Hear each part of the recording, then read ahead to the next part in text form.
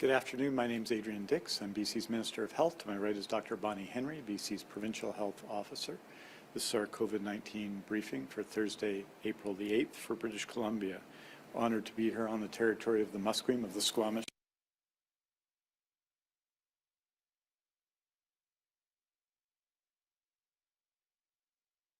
Tomorrow, Friday, we'll be providing a written briefing, an update on COVID-19 cases and other relevant information at approximately 3 o'clock. On Monday, it will be the next in-person briefing with Dr. Henry and myself. In the briefing today, Dr. Henry will be taking you through a presentation on variant of concern testing and severity, by variant of concern and age. Dr. Henry and I will be speaking to some of the measures we're taking along with WorkSafe BC to improve safety of against COVID-19 in workplaces in BC. And I'll be making some comments about our vaccine program. We're going to be leaving plenty of time for questions that we know you have to bring. And with that, it's my honor to introduce Dr. Bonnie Henry. Thank you very much and good afternoon. For today, to start, we have 1,293 new cases of COVID-19 diagnosed today, bringing the total number of people with COVID-19 in British Columbia to 108,278. I will note that these numbers were reported from our Plover system and may be adjusted once we get our regular system up and running. There was a delay in its refresh today. Of the new cases, 448 were in the Vancouver Coastal Health Region, 645 in the Fraser Health Region, 69 were in Vancouver Island, 80 are people who live in the Interior Health Region, and 51 are people in the Northern Health Region. We currently have 9,184 active cases across British Columbia, of whom 336 are in hospital right now, 101 people in critical care or ICU, and an additional 15,203 people under active public health monitoring. 97,462 people are considered recovered. In the last 24 hours, we've had an additional 2 people who have died from COVID-19 in British Columbia, bringing that total to 1,493. And our condolences continue, and our thoughts go to the people who have lost loved ones. We have one new outbreak at the Seagull Family Health Centre in Vancouver Coastal, and the Ridge Meadows Hospital outbreak is now over. So that leaves us with 4 active outbreaks in long-term care, assisted living or independent living, and 7 in acute care facilities. Just to go quickly, to date we've delivered 995,001 doses of all 3 COVID vaccines across BC, and we know the Get Vaccinated online registration and booking system is now available for people. I'm going to go to the presentation here. As we have we've shared, we're actively monitoring the strains of this virus that we see in British Columbia over the past year, and I'd like to share some of the additional data with you here today. So as you know, variants of concern are the latest issue that we are looking at, and this has emerged. And I want to put it in a little bit of perspective.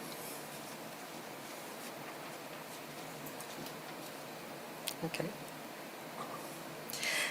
So the variants of concern are those variants for which there's evidence that we see from around the world that there's increase in transmissibility, more severe disease, reduced effectiveness of treatments or vaccines, or challenges with diagnostic tests. And as a result, we do know that some of these variants of concern, particularly the ones we've seen from the UK, the B117, are likely to overtake and replace current circulating strains. And we have seen that happen across the world and here in British Columbia. one of the things the goal that we want in terms of what we are looking for with these variants of concern and our surveillance that we're doing in British Columbia, which has evolved over the last few months as we've developed more tests, is to monitor our vaccine effectiveness. That is one of the most important things. Monitor the performance of diagnostic tests, and understand the evolution of the viruses that we are seeing causing infections in British Columbia over time, and their impact on things like burden of disease, how many people are getting infected, how many people are in hospital, and how many people have severe outcomes.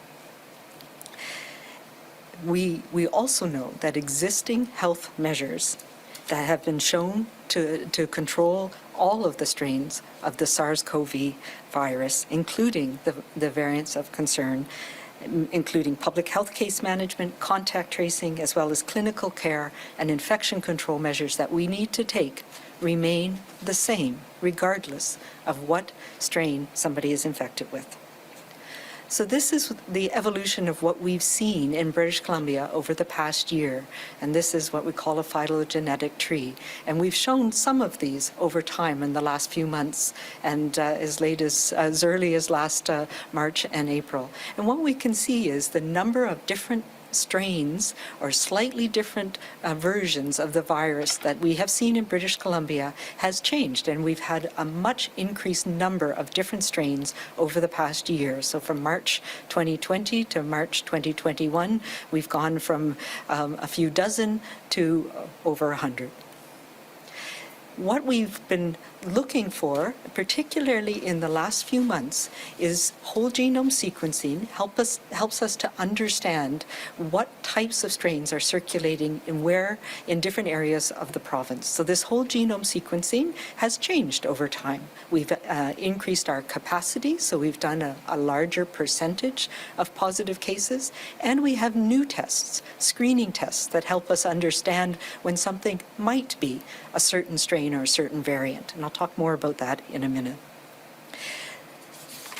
So we do what we call direct PCR to screen for these mutations, and some of those we'll talk. So what we have seen here in British Columbia is that the series of strains that we saw from last summer until early in this year, and you can see that on the bottom of this slide and the colors, they've mostly been replaced, and they've been replaced by a number of different strains. Importantly, we're starting to see a lot of the B117 strain, and that is not unexpected.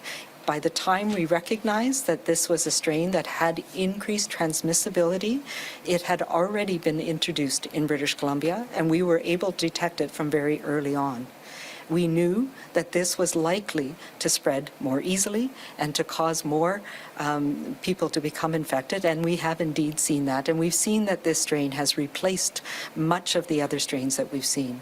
We've also seen a lot of the B12, which is one of the regular strains, not what we consider a variant of concern, but it is one that's been causing a lot of illness over the last few months. The B136 and the 1351 are ones that we were watching carefully as well, and we saw a little bit of them, and then mostly them going away. And most recently, in the last few weeks, we've seen an increase in the P1. And part of that is artifact in terms of we are testing more people that are in clusters that are now related to P1, and the type of screening tests that we've been doing in some labs in the province are designed to pick up that variant in particular.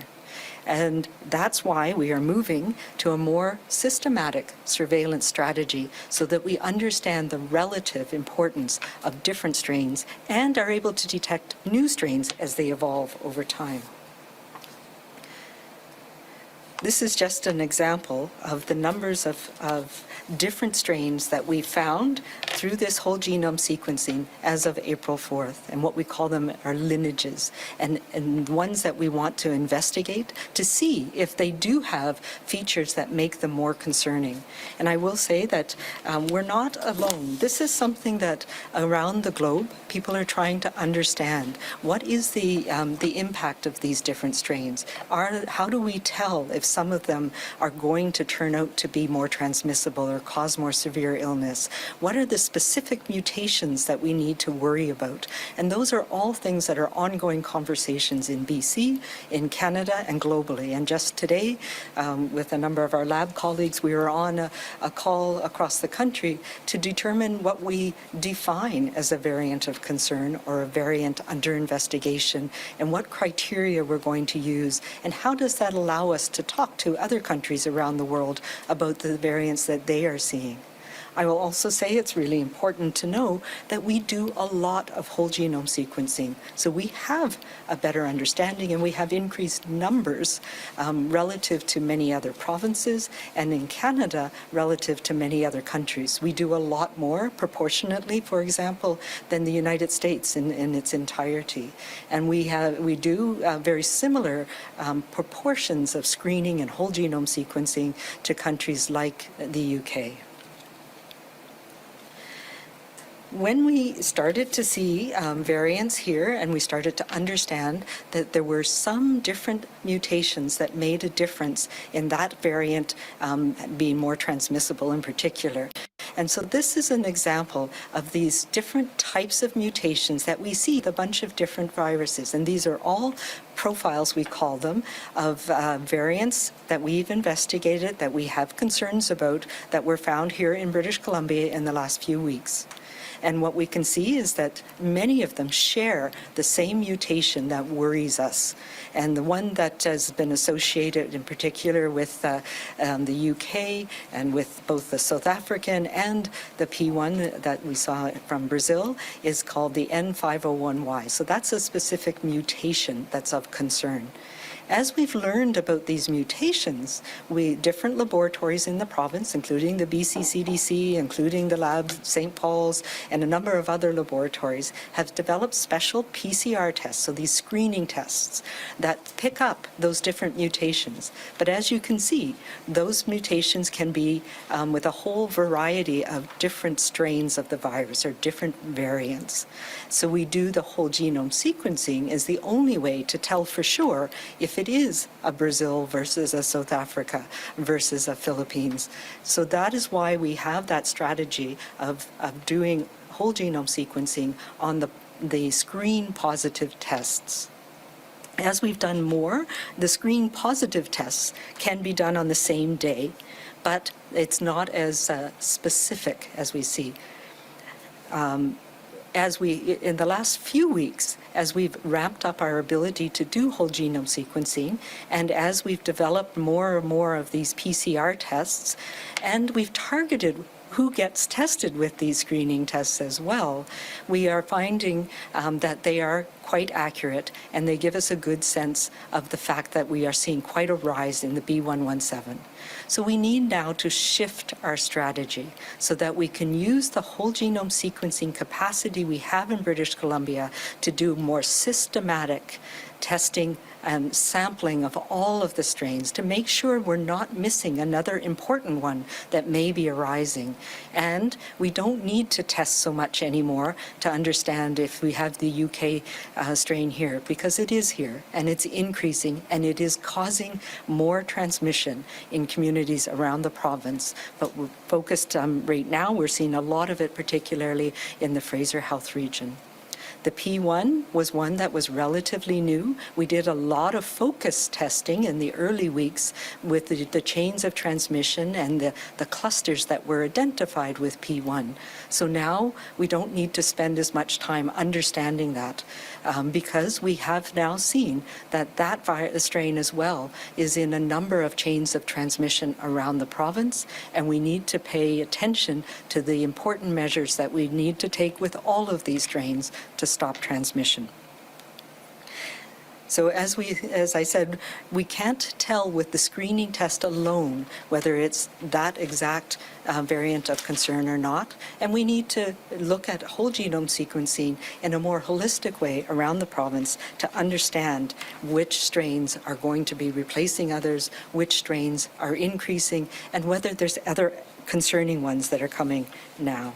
So our strategy moving forward given this high rate of transmission or high rate of VOCs that we're seeing in British Columbia, will be to no longer routinely sequence for confirmation.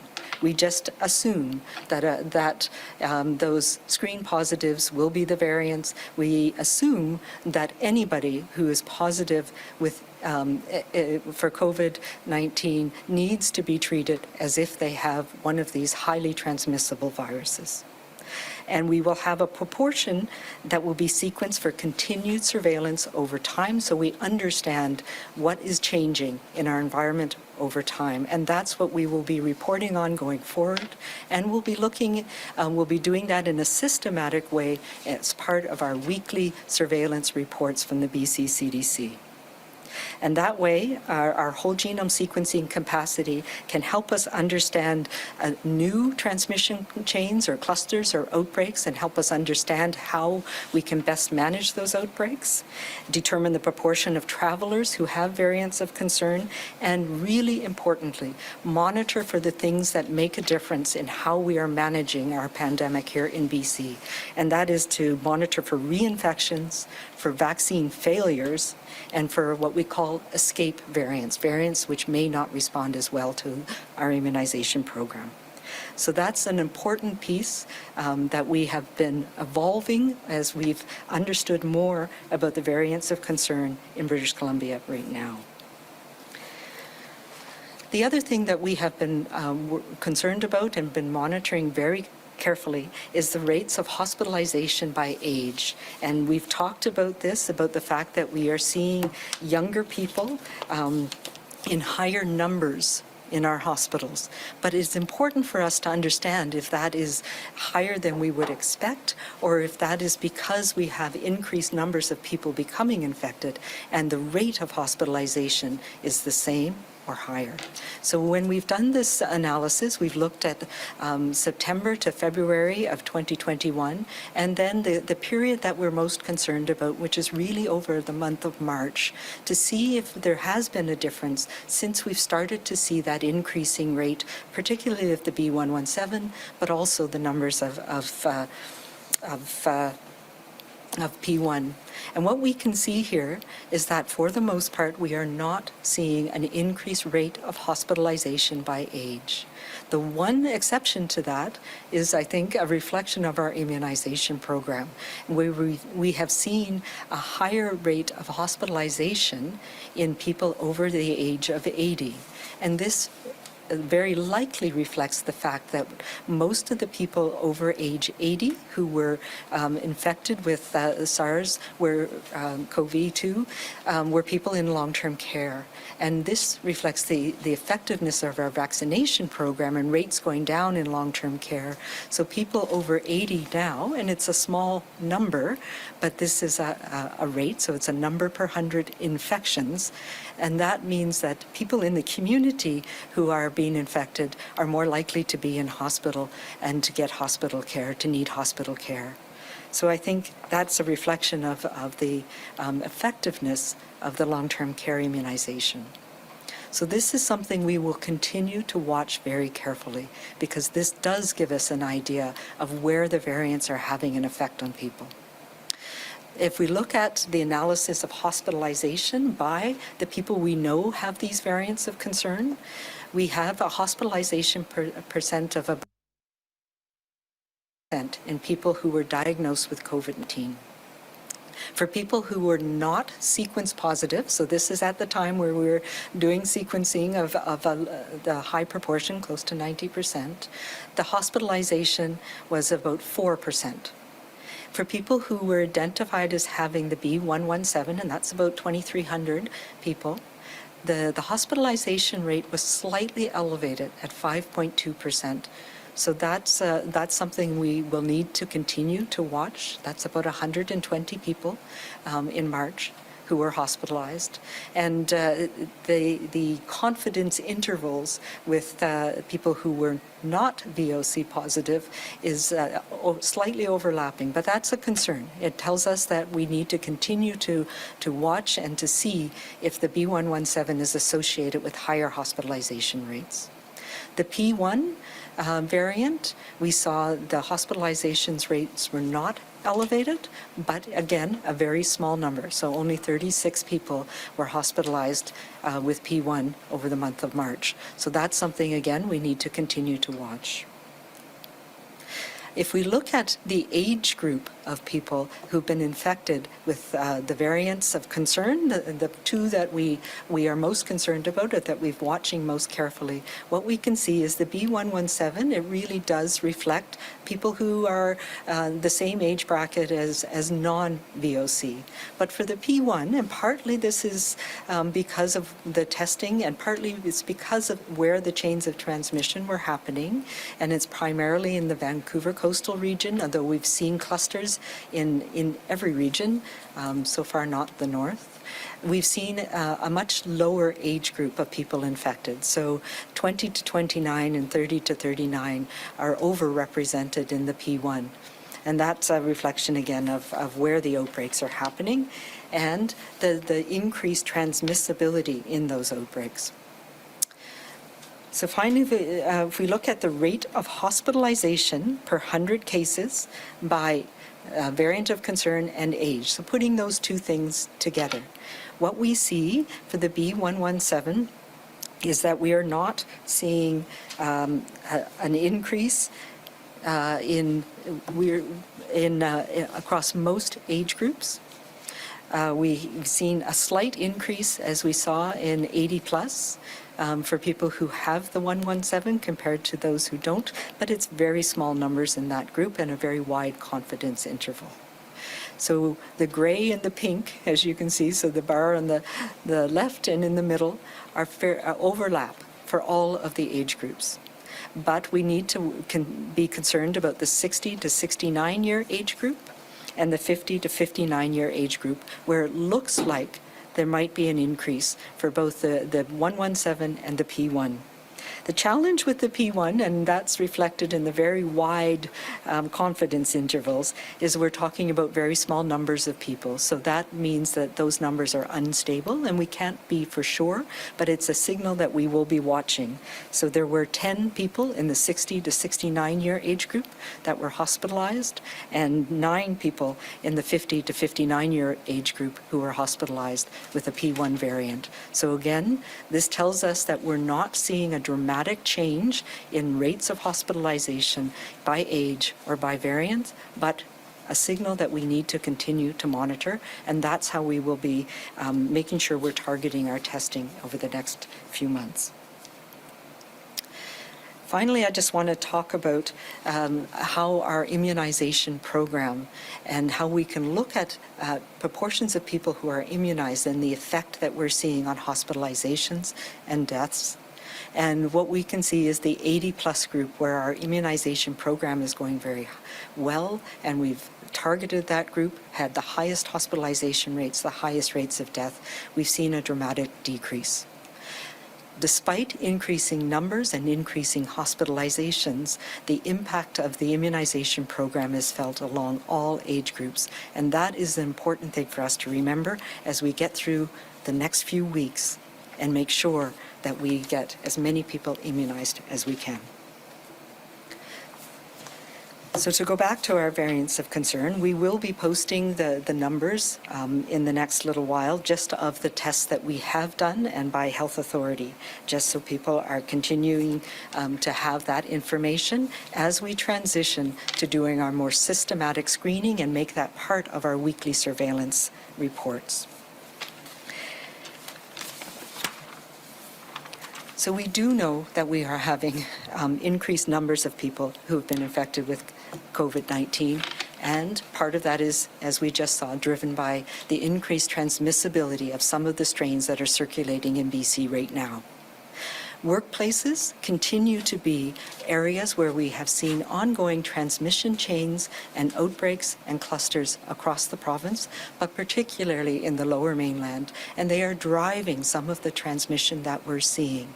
And whether it's some people having, workers having a social interaction and bringing the virus into the workplace and then it's spreading, or whether it's in the workplace itself that the contacts is happening. They are one of the most common sources of transmission in our province, and it is widely across many different sectors.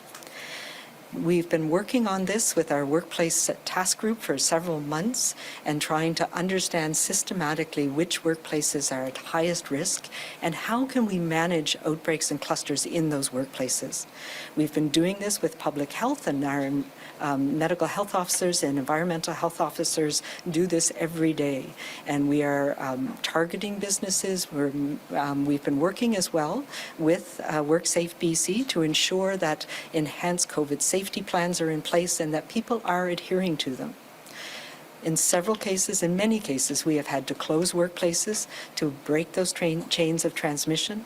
We've provided immunization in many of the highest risk workplaces that were determined by our workplace group and by the work that we've been doing together, particularly in those workplaces that can't be done remotely. So we've focused on food processing plants, on some of our food distribution plants, the farming areas where people are in group accommodation. So this has been an ongoing program.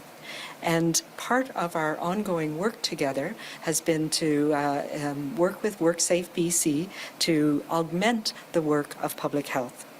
And as part of that program, I'm putting a new expedited workplace closure order in place today. And this order allows WorkSafe BC inspectors to operate under the Public Health Act with guidance from medical health officers to support the work that we're doing in workplaces when there is workplace transmission to help manage those outbreaks. When 3 or more workers have COVID-19 at a workplace that's determined by public health to be transmission in that workplace, we have an outbreak protocol that includes testing, that includes investigation of how that transmission might happen. And when it's determined that transmission has occurred at the location, public health will close that workplace for a period of time, for 10 days or longer as needed, as one of the measures to limit spread in that workplace. In larger workplaces, this closure may be restricted to the locations where transmission has occurred. So one of the places where we see this is at construction sites, and it may just be one team in the construction site that may need to be off for a period of time. We also are working closely with the protocols to make sure that we work with each workplace to provide advice around the COVID safety plans and where transmission events is happening. So when a closure is ordered, WorkSafe BC will now be able to support the work of public health and serve the closure notice and support the workplace to review and enhance their safety plans as needed. We recognize, of course, there are many workplaces that cannot be closed, that for public interests, of course, we need to keep them open and functioning, and those will be under the guidance of public health as well. So such workplaces as police stations and fire halls and our healthcare facilities, transportation hubs, some of the distribution hubs of necessary goods and services, grocery stores, pharmacies, these are places we know we cannot close, but we now have extra resources to help support those workplaces when we have workplace transmission and worker safety is at risk. As part of this as well, we will have a list of workplaces that have been closed and the dates of their reopening, and those will be posted publicly for people. So this is just an ongoing part of our program to help control the outbreaks and a more targeted approach to workplaces across the province to help us make sure that we are keeping things functioning as safely as possible and to avoid the need to have sector closures that are really a blunt tool. In this case, we can keep people working safely, and we can augment the measures already in place and support public health and businesses to control outbreaks and to prevent outbreaks in businesses going forward. About a year ago, we asked people to share their perspectives on experiences in our province-wide Your Story, Our Future survey, and over 400,000 people took the time to complete this survey, which is a record number by all accounts. The information you shared has helped guide our response to the pandemic through this past fall and winter. And today we're asking you once again to share your feedback on how COVID-19 and this pandemic has affected you, and what tools and supports you need as we look ahead to our pandemic recovery in the coming months. So we have a new updated version of this Speak survey. It's called the Speak 2. It's available on the BC CDC website, again, bccdc.ca, COVID-19 survey. And I encourage everyone, once again, to participate and to help those who don't have online access to participate as well. So what we have seen over these last few weeks is a notable increase in transmission across BC. And I don't need to tell people that. We all see that. We have also seen new cases in younger populations, particularly in the 20 to 39-year age group, and much of it is being driven by our social interactions and then amplified in places like workplaces. These gatherings with different people in different places on different days are fueling the spread of the virus that we're seeing. And these variants of concern are making that much more easy. When you spread the virus to somebody, you bring it home to others. It's not just one or two people in a family or a household that are getting sick right now. What we are seeing is that the transmissibility is spreading so rapidly. It's everyone in a household or a community or accommodation that is becoming ill. Yesterday, I had the privilege and the honor of visiting a number of our frontline healthcare teams in Vancouver Coastal and in Fraser Health. And I can't tell you enough how proud I am of the work that they've been doing and how important it is that we support them. We should all be proud of the incredible work that is being done every day by our critical care teams, by our teams in the emergency departments, on the COVID wards, and in all of our hospitals. But I will tell you as well, people are tired. Healthcare workers are tired.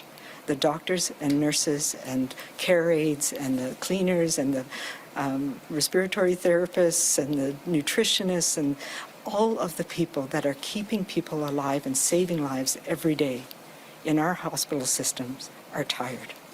They are ready for this pandemic to be over too. And I heard again and again that they are very concerned about the disheartening signs that we are seeing hospitalizations increase, that we are seeing whole families need to come in for care, with mother and father being in the ICU and having children who are on the COVID ward, adult children.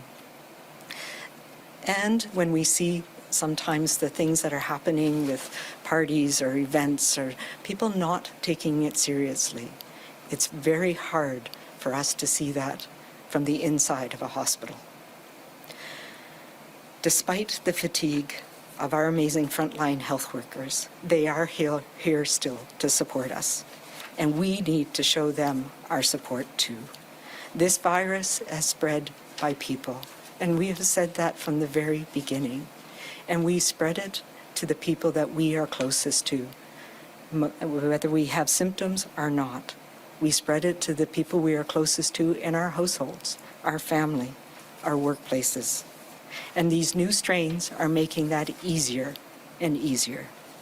We need to show our healthcare heroes that they have not been forgotten, and that we do that by doing our part every day to follow the orders we have in place.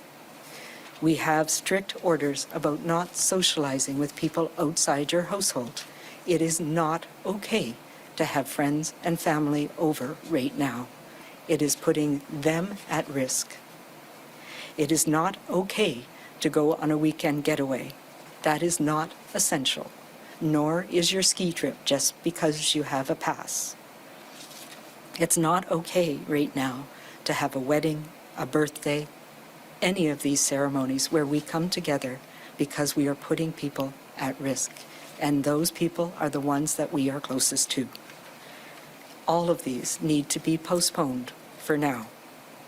All of our connections need to be done safely. We need to go back and remind each other that we have the means and we know what to do. Small connections, safe connections, wearing masks, keeping our distance, staying outside rather than inside, using all our layers of protection right now, all the time. We have vaccines on our side, and we know the measures we need to take now as we get more and more people protected.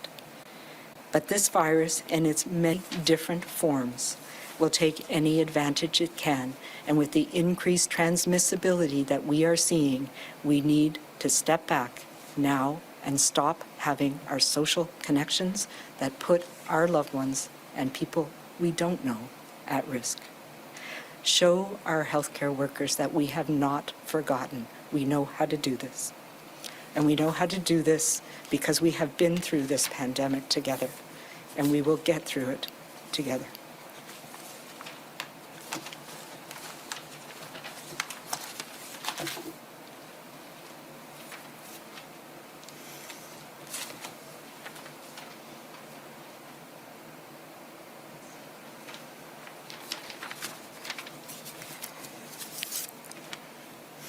Thank you very much, Dr. Henry. I'd like to start by passing on my condolences to the family, friends, and caregivers of the two people who have passed away from COVID-19 in the last 24 hours, one in Interior Health, one in Vancouver Coastal Health. And we know, in part because of the restrictions that are in place, that this is a difficult time to grieve. And I think on behalf of everyone in BC, I want to pass on my support. And people know that when people pass away from this terrible virus, that we grieve with them, all of them, every single one of them. I wanted just to comment briefly on our partnership with WorkSafe BC and making our workplaces even safer, and the measures that Dr. Henry has described. I express my appreciation to businesses around the province. Over the next couple of days, we will be meeting with business groups around the province to talk about the effect of these orders, which will come into effect on Monday at midnight, or Sunday night to Monday at midnight. And those orders, and allowing us to use the incredible teams and workers and enforcement officers at WorkSafe BC to support them, we hope will target in specific transmission in workplaces and provide support to those businesses and those workers so that they can, in the cases that they get sick, get well, and to be able to perform their work safely. Obviously, we're going to continue, and there's a public interest provision that will support the continuation of all sorts of important and essential distribution networks and grocery stores and pharmacies. We'll be working with business over the next couple of days to let them know both the effect of the order and the fact that we believe that this targeted approach will help both them deal with cases with transmission of COVID-19 should it arrive in workplaces, and obviously to reduce transmission for all of British Columbia. We received a number of questions the last number of days about hospitalizations. 336 people hospitalized in BC, 101 in critical care across the province. Received some questions about the supply of ventilators in BC, and I just wanted to let people know and put this on the record. Our total in-service ventilators in BC are 730. We have quite a few more ventilators held in reserve, and of course have added to our supply since the beginning of this pandemic.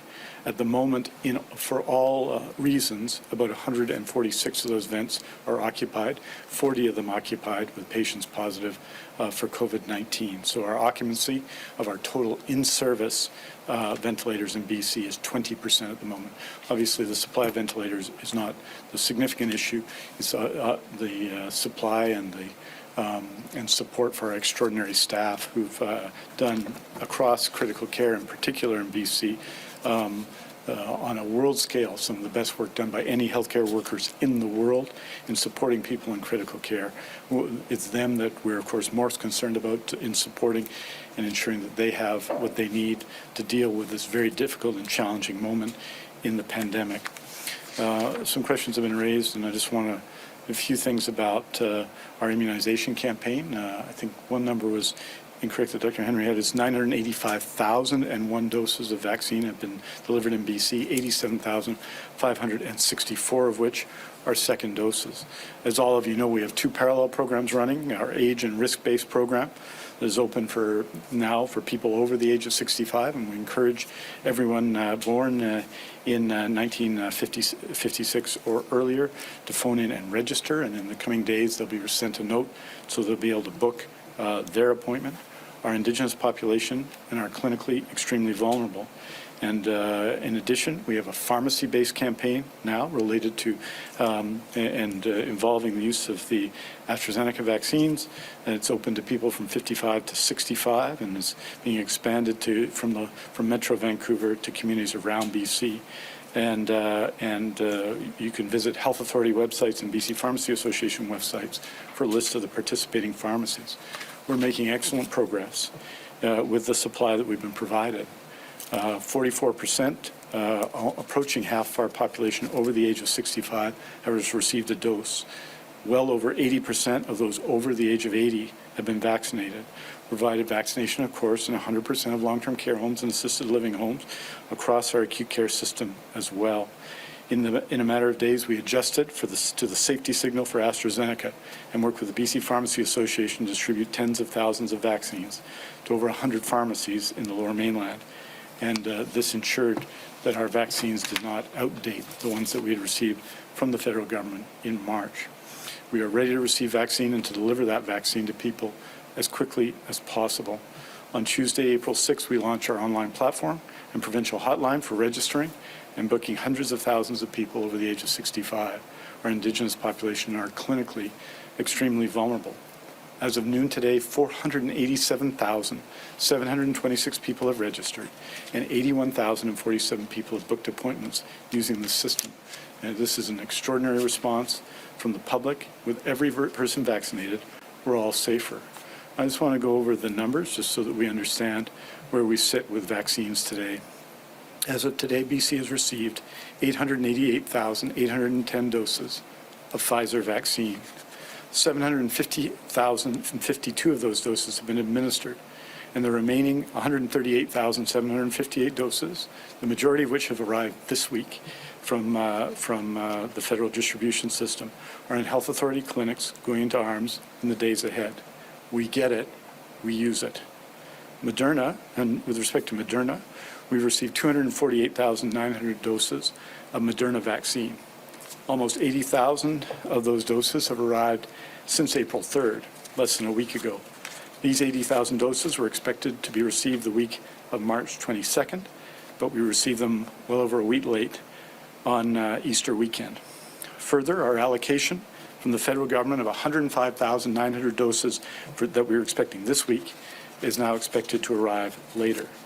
Despite the unpredictability of deliveries, we are administering the Moderna vaccine as efficiently as supplies allow. And finally, with AstraZeneca, BC has received now 265,800 doses. And as you know, the 180,000 of those doses came in at the end of last week and are being distributed and will be administered through pharmacies, and that is happening right now. We need to vaccinate BC quickly, and we're ready to do that. As people know, I think, and I say this with respect to some of the discussion from the federal government this week, the real issue with vaccines is the amount of vaccine we have. If we could get 1 million more doses, we have the system in place, we have the capacity in place to deliver that and to deliver that quickly. The key issue is doses. And there's always, I think, an effort in these things to ascribe blame. The decisions to give up our domestic manufacturing capacity of vaccines were made in the past. And the reality is those countries that are most ahead in terms of receiving vaccines are those with domestic capacity. The federal government is working extremely hard, given that circumstances, to bring doses to us. And I offer no blame for them. But I would say this, that we are capable and able and are delivering vaccine at a rapid rate here in BC.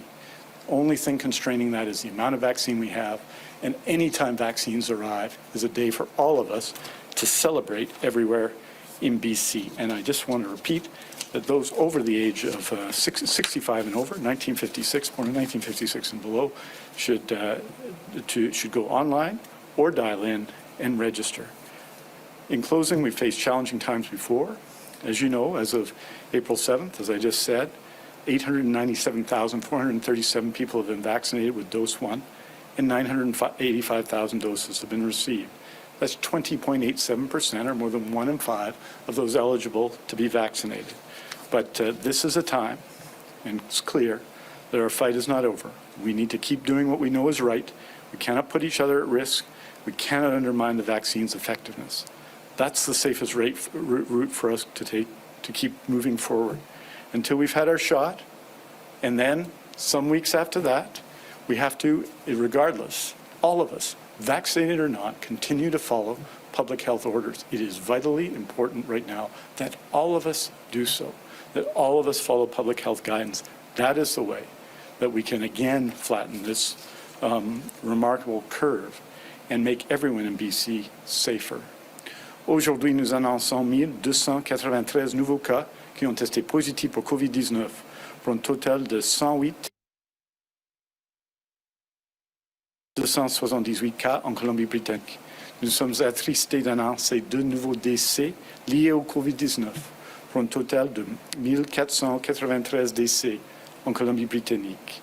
Parmi l'ensemble des cas confirmés de COVID-19, 336 personnes sont actuellement hospitalisées, dont 101 en soins intensifs. Merci beaucoup. Thank you very much. We're happy to take your questions.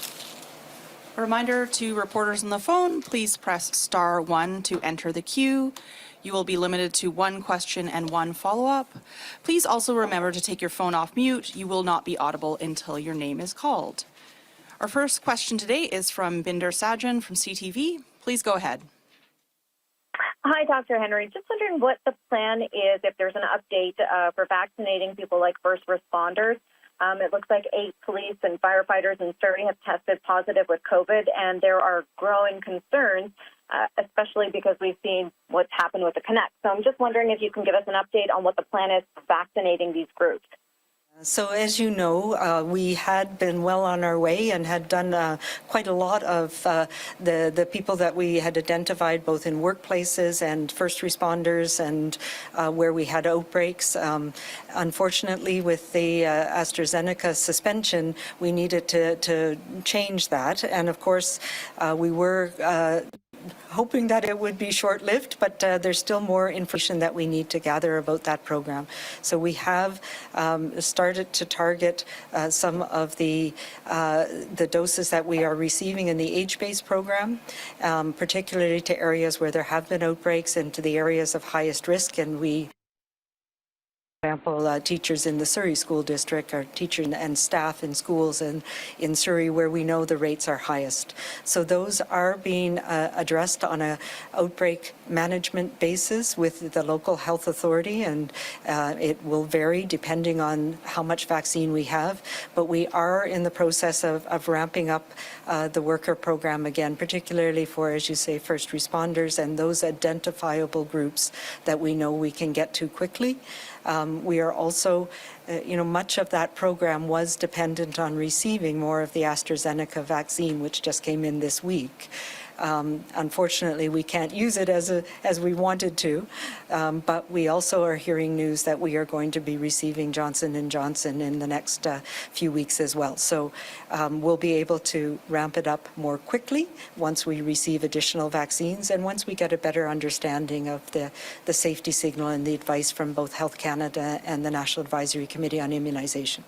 Which is all to say, right now we are focusing in the local area on outbreaks, and I know that Fraser Health, for example, is working with Surrey Fire to ensure that we have an outbreak response that supports them.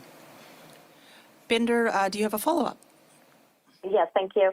I just want to ask you also about the latest CDC situation report. It showed a test positivity rate of 20% among 10 to 14-year-olds.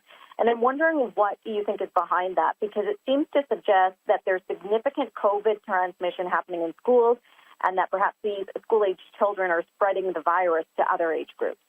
Yeah, so I think I would say that tells us, we look at the timing of when that was done. The testing was done as people went back to school, but the exposures and the transmission that we were seeing was over the March break for the most part. And yes, we are seeing increases, as we're seeing increases in all age groups in the community. We are seeing increases in children as well, and we are following that carefully.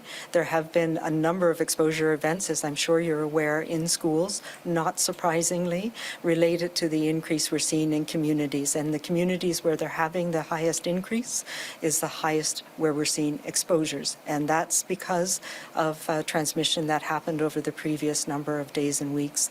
So again, how important it is, if anybody in the family is unwell, get tested, do not go to work, do not send your children to school. That is important right now as we've seen the rates in our communities take off. And particularly if you were somebody who traveled, who had those social connections over that March break period, you need to pay attention that this virus is transmitting rapidly. Our next question is from Katie DeRosa from the Vancouver Sun. Katie, please go ahead. Hi, Dr. Henry. With the change in the method for sequencing the variants, what data will be released? Will there still be a breakdown of variants of concern, and will this be based on the PCR screening, or will it just be one bulk of COVID tests, given that the variants are going to take over? Like, how will that be provided to the public? We're working through that of how to best understand it. And you see, this is one of the challenges we have. We had new tests, different tests that were developed by different labs in different areas of the province that were targeted at different populations. And so it's very hard to put together a complete picture.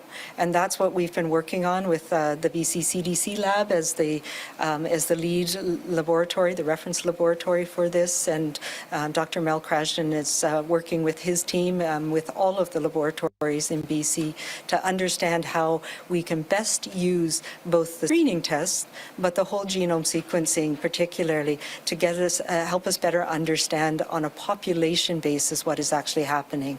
So we will be presenting that likely next week, and we haven't figured out exactly what that will look like yet, but we need to move in that direction so that surveillance tells us more about if there's areas of concern, and we have the capacity to investigate those more thoroughly. So stay tuned. In the meantime, we will be continuing to provide the basic information by health authority, by the current variants of concern that we have been following. Katie, do you have a follow-up question? Thank you. And for Minister Dix, can you break down a little bit more the logistics of getting the vaccines when the province receives it? What's a day? How many days does it take to deliver to the health authorities? How long does it take for the health authorities to get it to the clinics? And how far in advance do health authorities know the supply of vaccine they'll be getting so that they can book in vaccination appointments accordingly? So in general, we've had pretty good, pretty consistent delivery of Pfizer. The amounts that we expected to receive, we've received, and that has been the workhorse vaccine, as is illustrated by the numbers and the amount of Pfizer that we've vaccinated people with. Moderna, as I've just expressed, is substantially less consistent, the arrival of the Moderna vaccine. And again, we received over the Easter weekend, I think Easter Sunday or Easter Saturday, about 72,000 of the doses that we'd expected to receive the week of March 22nd. And so that presents some challenges because it's arriving, and we're not sure when it's arriving. The doses from Moderna that we were expecting to get from the federal government this week won't be arriving till at least next week. So that presents some challenges. So in general, we receive vaccine one week, and it's part of the delivery the following week. We tend to get Pfizer on Monday, and then it goes out, and we tend to get Moderna when it arrives on time on Friday. The bolus, the big large amount of AstraZeneca we got last Friday, I believe, and that will be used and is being distributed to pharmacies around BC. It obviously goes, a significant amount of it goes directly to the site. So it will go, say, if it's to be used in Northern Health, to Northern Health, but a lot of it comes into a central hub. So basically, you get vaccine the 1 week, and it's part of the clinics the following week. So it's receive, distribute, put in people's arms, and then that week, of course, at the same time, you're putting in people's arms. So that's generally what happens. But especially with respect to the Pfizer, we've had to move very quickly, and sometimes it'll be available in a day or two, because we've had weeks where we have about a third of a day's supply of Pfizer left, and we have to, as soon as it arrives, get it out to clinics where we booked appointments. So that's the planning part of it. The Moderna question has made it more difficult for us, but in general, we have, I would say, an overcapacity of an ability to deliver, because we want to deliver right away. What you're going to see in the coming weeks is a slight lessening in the supply. So just, in the few days, just to put it in context, in the few days prior to some tweets from the federal government and some discussion from federal ministers about vaccine supply. So we received about, in the few days before Monday, April 5th, for example, we received 30% of our total amount of vaccine we've received since the beginning of the pandemic. In the few days before that, that's with Pfizer, AstraZeneca, and Moderna, about 423,830 doses. And we're moving quickly to deliver that to British Columbians, and hoping that the next amount of supply comes the following Monday. So it's a pretty quick turnaround. It can be a couple of days, but if you're distributing, for example, to remote or rural communities, it obviously takes longer than that to deliver. But I think our folks are performing really efficiently in this process. We've got a lot of capacity out there, and I think the user-friendly registration system that's been put in place is going to help us in that as well. Our next question today is from Richard Zussman from Global. Richard, please go ahead. We saw a presentation today on hospitalizations, and I'm trying to understand whether you are concerned about capacity issues in Metro Vancouver hospitals linked to COVID, and what should we take out of the fact that we continue to see case numbers soar? Is this going to lead to increased hospitalizations, and are any of these new measures you're putting in place addressing those concerns about potential increase in hospitalization?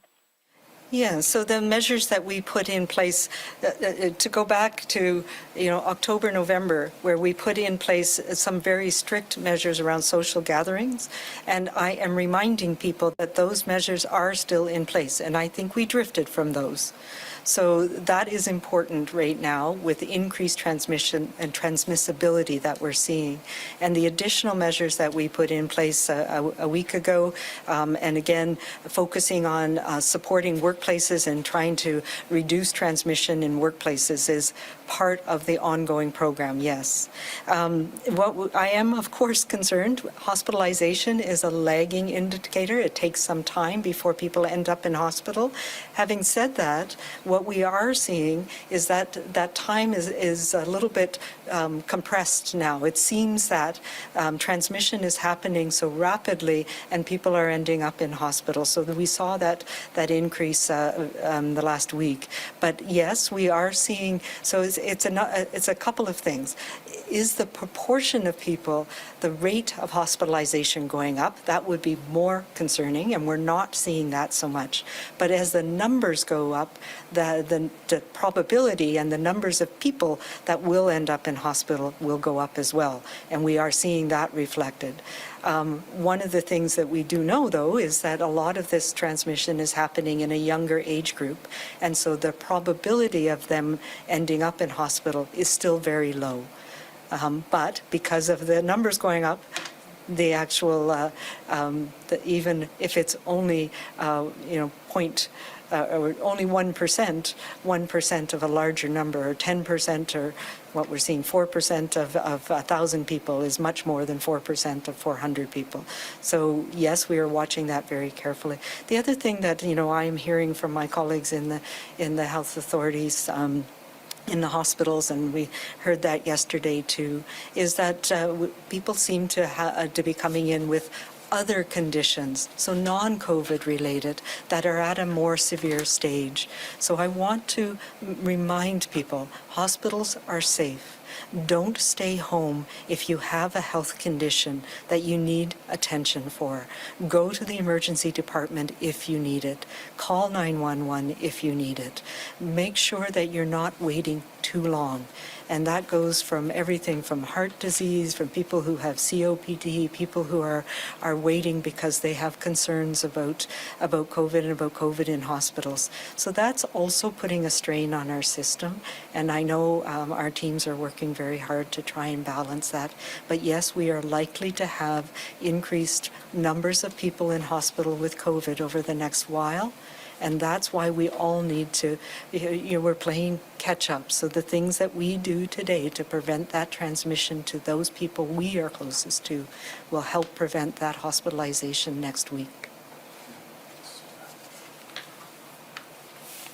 And I won't take up any more with this question because we want to get to more questions, but Richard and everyone in the audience will provide some information about utilization rates in both critical care and hospital by health authority, which will give you a sense of it. So what it is in Fraser Health and in Vancouver Coastal Health and then in other health authorities. I think it's fair to say that the overall utilization rate in critical care, which is in the high 70% range, which is less than usual, but still significant. But the pressure that COVID-19 puts on all our acute care hospitals is real, especially on the staff.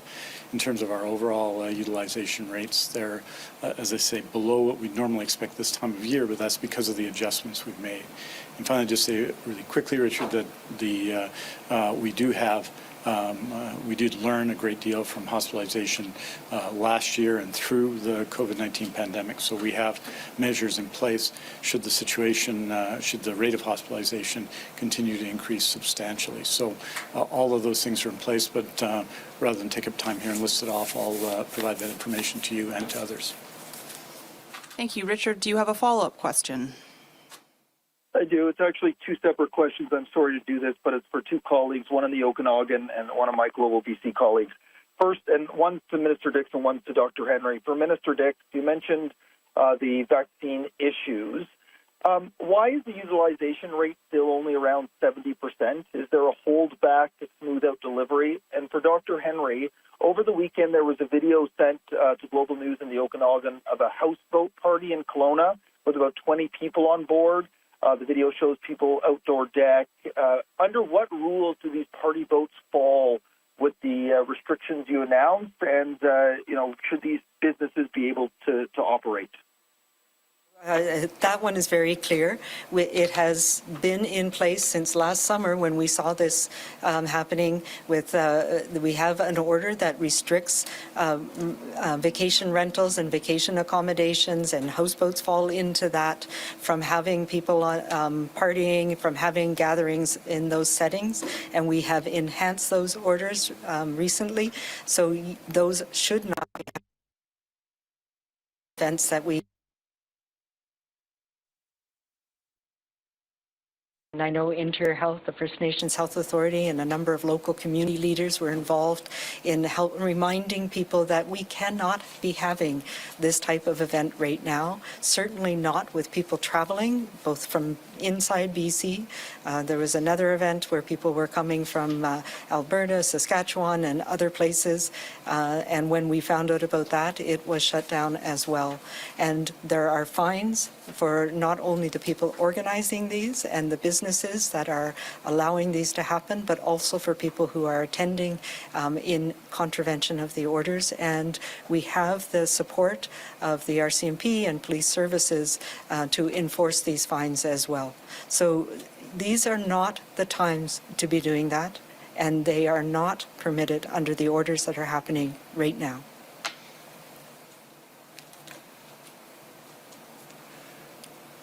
Just really simply, Richard, we received in the few days prior to Monday 423,830 doses. Those were the AstraZeneca, 188,000, 72,000 Moderna, a significant amount of Pfizer. So by definition, when you just receive them, you have to wait to receive them before you can deliver them in people's arms, and that's what we're doing now. I think yesterday it was with 38,000 doses. I suspect it'll be more today because we're not just utilizing our own network, but now the pharmacy network around BC, so we're going to see doses in people's arms, and I think what you're going to see is as you get to the end of the period when we're supposed to use the doses we received on Friday and Saturday and Monday, that number will go down, and then we'll get a new dose, and we'll have to go through that as well. And that's the process of immunization. And so I think,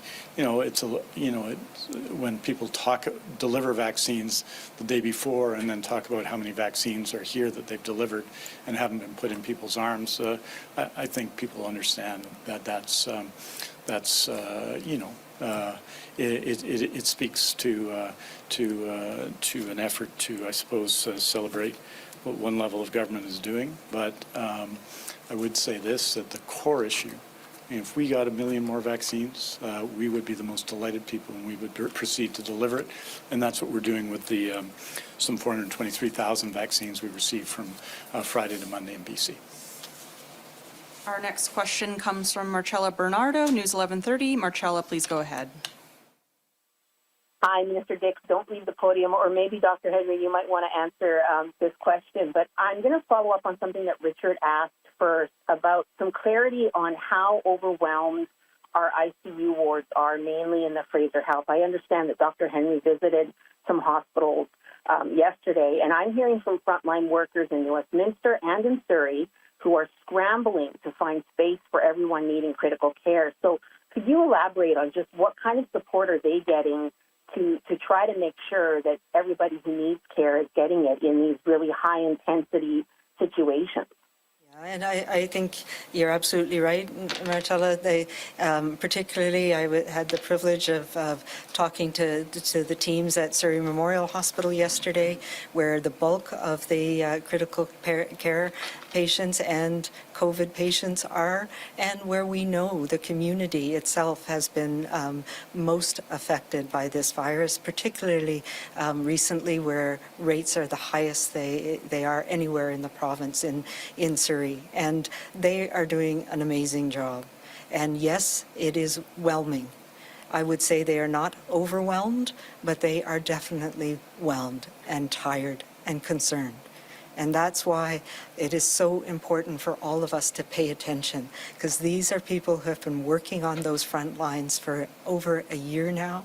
They know what they're doing. They know how to manage cases, and the way that they are organizing their nursing staff, the way they're organizing the teams to support people who need their care is just, it's world leading. And I'm so proud of especially the critical care teams that have worked together around the province. So we have a strong network of support with those critical care teams. We're learning from each other so that the methods that people are using in one ICU that seem to work are being used in others. They're exchanging information and working together in a way that I think is exemplary.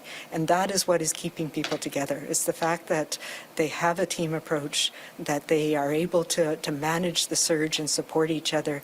But it is hard right now. And it's something that we're paying attention to. And yes, there is a provincial support to look at where we move people who need certain types of care, whether it's from the north or to the island and interior and the lower mainland. Both for COVID care and for people who need other care. And we are, of course, looking at, do we need to manage some of the other events that are happening, like certain types of surgeries, to slow down on those. And of course, that's something we are hoping never to have to do, because we know the impact that has. But those are the measures that the leadership teams in Surrey, in New West, in Richmond, VGH, are doing on a daily basis. So those are things that we are working on together. As noted, Marcella will provide you with the information by health authority, give you a sense of it.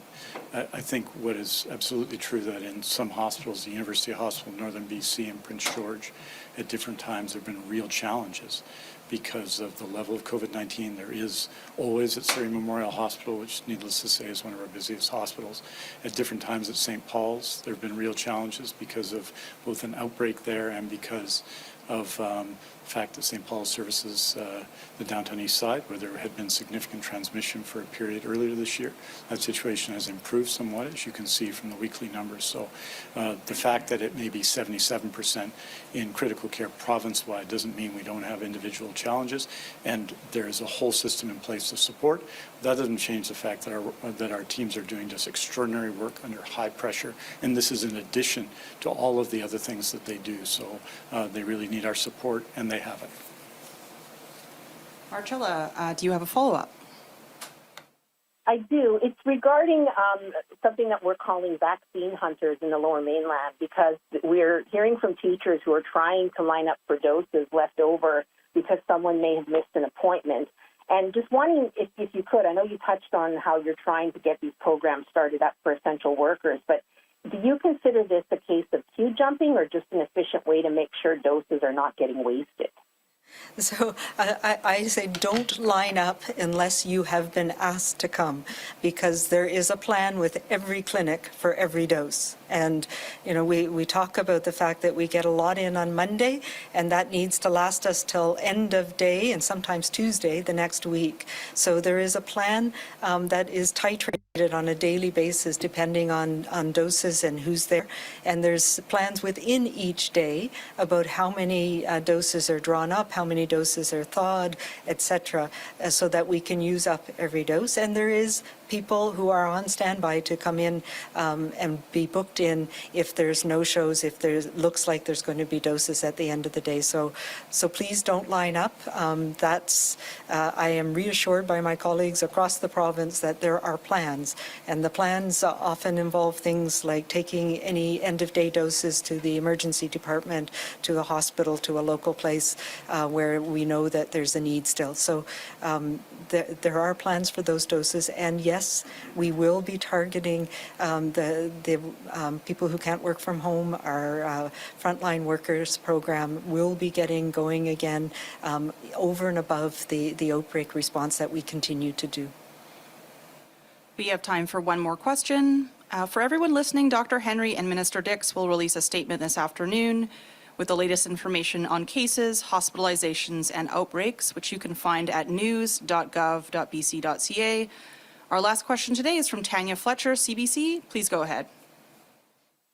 Hey, Dr. Henry, many BC-based academics and doctors say our situation will worsen if we don't urgently shift our vaccine strategy away from the older population and instead towards the younger demographic where the virus is more prevalent. So are there any plans to adjust any parts of our rollout to pivot vaccines to younger people? Yeah, you know what? We take those modeling into account, certainly have had long conversations about this. It is one of the factors that we look at. But we look at the data we presented today. It is still an older demographic who end up in hospital, who have severe disease, and who are dying from COVID-19. Thankfully, much of that has been attenuated in the oldest people. So no, we are going to continue our parallel approach that we have done from the beginning, which is main focus on our age-based approach. When we had extra vaccine that we could no longer put towards our worker program, we put that into the age-based program at the slightly younger age, but still the at-risk population. And we are continuing with the outbreak response and the worker transmission program. So, you know, don't underestimate how much of that we have done. There have been many large workplaces. We've got most of the group accommodations on farms covered. We've got a lot of the food processing plants covered. We've got did a lot of the workers in Whistler. One of the management strategies that we've been working on with Whistler, and not wanting people to leave before we gave them some protection. So these are all, there are many different factors that we look at in determining how to allocate the vaccine programs. And absolutely, we are targeting where transmission is happening, particularly on people where we know those workplaces are at risk. But we also need to look at the amount of vaccine that we have. So people are saying, why did you close restaurants? Just immunize all the the workers who work in the restaurants, but that's not possible. We're talking about 500,000 people in many different places. So we have to target it where it's going to make the most benefit and the most difference. And part of that has always been at the high-risk workplaces, and we'll continue to do that. Tanya, do you have one last quick follow-up question? Yes, and if we could get an answer in French from Minister Dix as well, please. Can you elaborate on why you felt the workplace enforcement was needed to be beefed up with this new closure order? Were businesses continuing to operate unsafely even when transmission was happening? And many are asking if this will apply to schools as well. The second question to schools, no. This has been an ongoing evolution of the program that we've had in workplaces, and it's part of the stepping up of the workplace safety plans that we've had in place and helping augment the response. So this is not a change from the response that we have.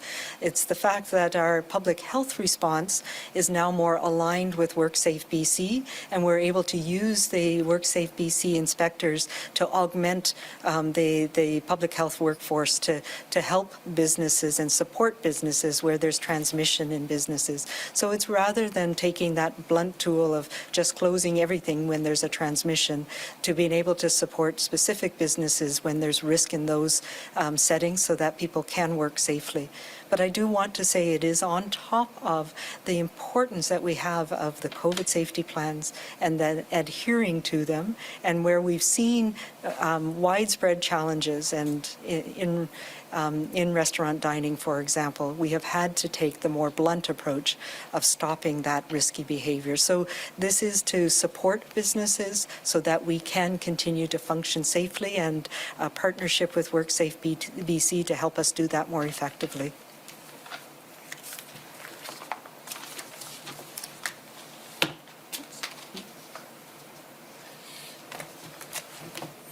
Juste pour dire qu'on va utiliser les ressources de WorkSafe BC pour augmenter nos efforts.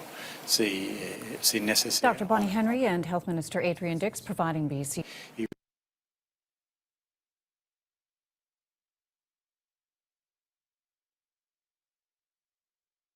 Ces lieux restent sains et saufs. Merci beaucoup. Thank you very much, and we'll see you on Monday. Thank you. That's all the time we have for today. Thank you, everyone, for joining.